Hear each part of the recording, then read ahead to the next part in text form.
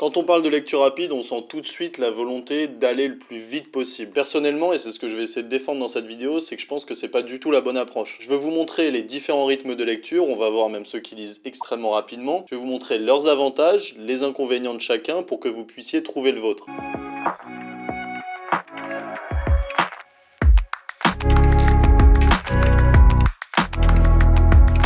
Juste avant d'attaquer avec les plus gros lecteurs rapides du monde, je voulais juste faire un point très rapide sur la notion de vitesse ou plutôt de rythme. Très souvent, et vous allez le voir dans la vidéo, quand on entend parler de lecture rapide, on entend surtout la dimension rapide et on veut voir ceux qui lisent le plus rapidement possible. Et pour le coup, vous allez le voir juste après, il y en a qui lisent vraiment à des rythmes qui défient l'entendement. Mais ce que je pense qui est malsain, c'est de se dire, en fait, à chaque fois, il faut que je repousse un maximum ma vitesse de lecture moyenne. Évidemment, quand vous commencez la lecture rapide, ce que vous voulez faire, c'est accroître votre vitesse de lecture pour justement pouvoir lire plus de livres, etc. Ce que je vous dis par contre, c'est que quand vous arriverez à des vitesses un petit peu plus élevées en termes de lecture rapide, quand vous serez à des stades où vous vous sentirez bien en termes de lecture rapide, et parfois c'est pas non plus nécessaire de vouloir se dire à chaque fois, faut que j'aille plus loin. Et c'est précisément ça l'objet de cette vidéo, c'est de démythifier la notion de vitesse et d'aborder un peu plus la notion de rythme pour voir qu'à chaque rythme, il y a des avantages et des inconvénients. Mais bon, avant ça, prenons le cas un petit peu extraordinaire de quelques monstres en lecture rapide. Les quelques exemples dont je vais vous parler, je les ai trouvés dans l'ouvrage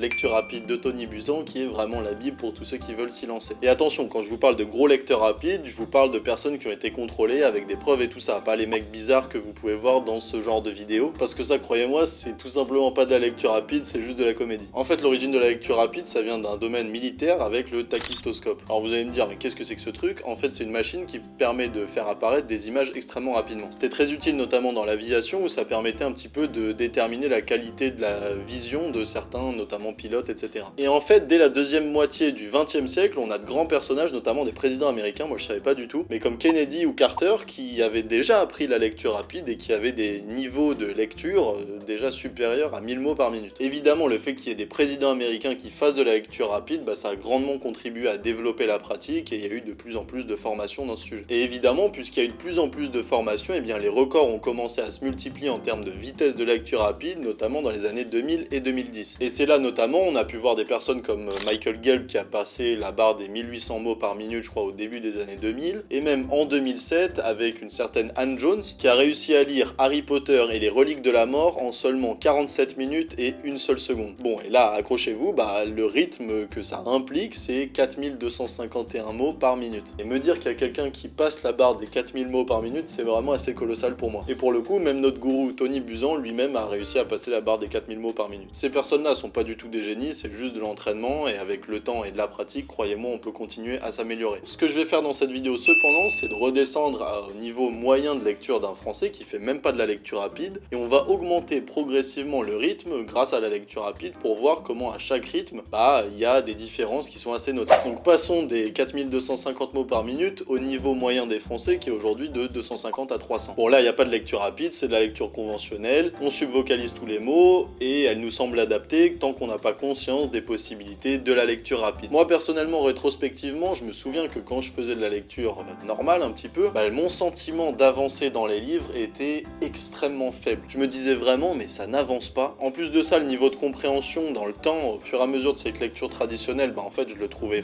dégressif, très fortement dégressif même. Et ce rythme est évidemment inadapté à votre potentiel cognitif parce que, comme je vous l'ai expliqué plusieurs fois, il faut abreuver notre cerveau en quantité d'informations suffisante pour qu'il ne se dise pas bon, je m'embête un petit peu donc je baisse ma concentration. Et c'est justement là où moi j'aurais aimé qu'il y ait quelqu'un qui me parle de lecture rapide et qui réponde un peu à ces problèmes. Mais moi par contre ça m'arrive de retourner à ce rythme, par exemple quand je lis de la poésie, et oui parce que c'est proche de notre vitesse de diction, donc finalement j'aime bien dire les mots à haute voix finalement, j'aime pas ne pas subvocaliser etc, j'aime prendre mon temps, me réciter un petit peu le poème que je suis en train de lire, et pour des passages de romans avec de belles descriptions ou encore de la philosophie ou de l'économie dans des passages très difficiles, je peux tout simplement pas me permettre de ne pas subvocaliser, de balayer etc, donc j'accepte de revenir à un rythme extrêmement lent. Donc montons un petit peu et passons à un rythme de 400-500 mots minute. Là vous commencez à prendre en main la lecture guidée, vous commencez aussi à savoir appliquer l'écrémage et le repérage avec une certaine efficacité. Vous pouvez d'ailleurs encore subvocaliser, franchement c'est pas problématique à ce rythme là. Et en vrai pour en rassurer certains, croyez-moi il y a encore pas mal de caps que vous pourrez passer en continuant de subvocaliser. Quoi qu'il en soit, les 500 mots ça va plus vite. En fait on lit déjà 2 fois plus rapidement, vous avez fait vos premiers gros progrès et vous voyez je trouve le potentiel énorme de lecture rapide. Et ce premier gros progrès va faire intervenir un effet qu'on appelle en économie un effet cliquet, c'est-à-dire que vous allez passer un cap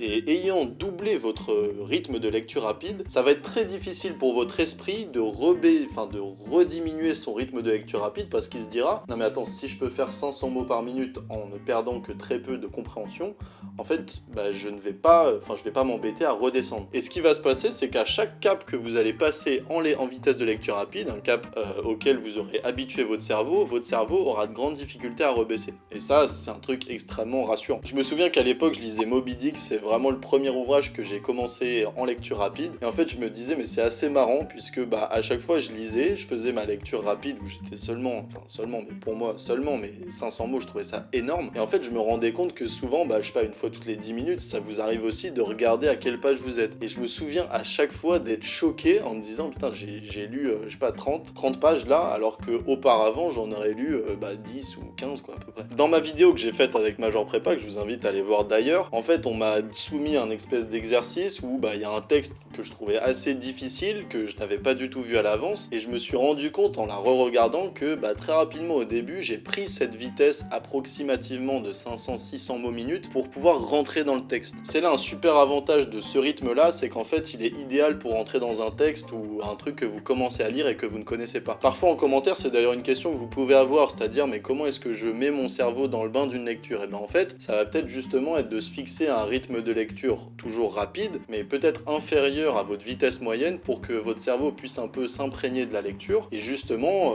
quand au fur et à mesure des lignes ou au fur et à mesure des pages, vous allez réhabituer votre cerveau, vous pouvez le refaire accélérer. Personnellement, 500 mots, c'est un rythme que je peux utiliser quand ça fait, je sais pas, 2-3 jours que j'ai pas fait de lecture rapide ou que, par exemple, j'ouvre un livre pour la première fois dans la journée. Donc je martèle un peu ce point, la vitesse ou encore le rythme, en fait, ça doit s'adapter. Ça doit s'adapter à ce que vous lisez, à quand vous le lisez, à où est-ce que vous le lisez, à votre humeur, à votre concentration, à qu'est-ce que vous lisez, enfin bref, c'est entièrement adaptable. Passons maintenant à 800 mots minute. Bon là personnellement j'ai envie de vous dire, c'est bon, vous y êtes, vous savez faire de la lecture rapide. Moi personnellement je me souviens qu'à ce rythme là, les livres commençaient à ne plus du tout me faire peur. Je me souviens que je commençais à aller en magasin et je regardais des livres de 800-1000 pages et dans ma tête je me disais bon, toi tu vas peut-être durer je sais pas genre 5-6 jours alors qu'auparavant ça durait je sais pas moi 2 mois et demi. Mais d'un autre côté ce que je commençais à comprendre c'était que je me disais bon t'es passé de 200, après t'es passé à 400, à 500, là t'es à 600 et là tu montes à 800. Donc ça veut dire qu'à chaque fois tu peux encore progresser et il ne faut pas, surtout quand vous êtes dans cette phase